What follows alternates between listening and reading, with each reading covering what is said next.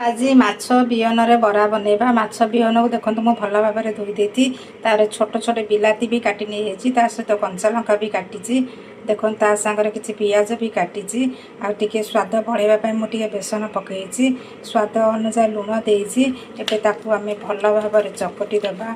टे चकटी देले कौन कि टिके तार जो मेचा मेचा टिके पूरा पतला हो माछ बिहन तो बरा जानी केते टेस्ट पार्टी को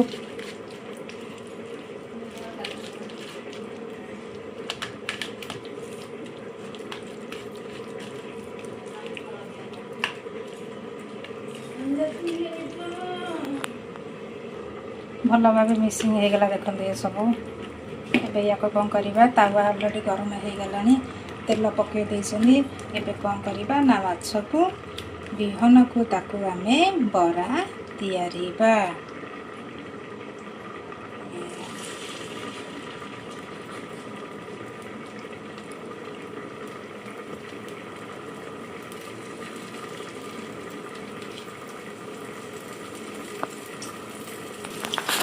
भल भाव चारिकर देना किसी समय आम छाड़ीदे गैसटा टे कमीदे धीर आंचरे हेले बेहनटा भल भाव सीझ गोटे साइड अलरेडी लाल पड़गला तेजला नौटे देवा। देखो केते सुंदर तक नौट पड़ जाए।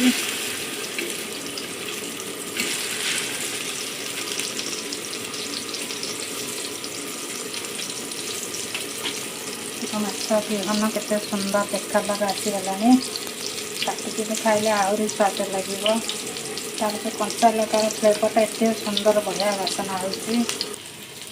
एबे माछ बिहन पूरा हो गला एबे आमे ताकू ओल्हे देबा।